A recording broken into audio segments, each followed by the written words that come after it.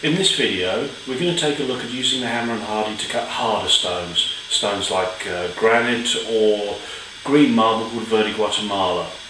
If you've watched the other video you'll see the usual way to use a hammer and hardie to cut, and the idea is with that you use the least effort as possible with it. It's the same principle with this method that I use, but first off what we're going to do is just have a recap and show you what's happening at a slow motion speed when you're cutting normally. Cutting normally, we use the weight of the hammer and allow it to just drop onto the marble. Note how far down the blade of the hammer goes. Once the marble is cut, you stop the hammer from travelling any further down by locking your wrist and then bringing the hammer back up ready to cut the next piece. To allow the hammer to go any further down means it would strike the hardie, which takes the edge off of both blades. The work here is in stopping the hammer and bringing it back up. Next, let's take a look at a full speed clip of me using the cutting technique for the hard stone. Again, watch the hammer blade. The hammer moves much further down and it's a much sharper cut. This is because we're actually going to be using a little bit of force into bringing the hammer down, but just with the hand, not with any other part of the arm. If we slow the sequence down, you can see what happens.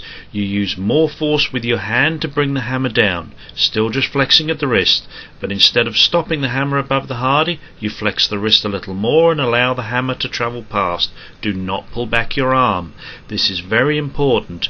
You push your hand down, still just flexing at the wrist, which gives the extra force needed to cut the marble. Flexing your wrist more at this point allows the hammer to travel past the hardie. Let's see a wider shot which includes the arm. You still just flex at the wrist. The arm is not pulled back, it gets pushed back by the hammer sliding down the surface of the hardie. This way, some of the extra force used to cut the stone dissipates before you have to lock your wrist to stop the hammer. The hammer doesn't need to hit the block either.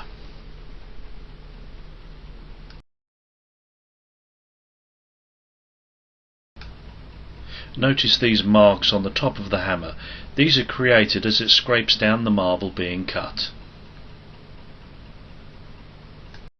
This isn't a cutting technique that I'd expect you to use all that often. Harder the material, the quicker the blades on the hammer and the hardie are going to become blunt. But it is worth keeping in mind and using when you want to cut the harder stuff, but you don't want to put any more strain on your wrist than you have to.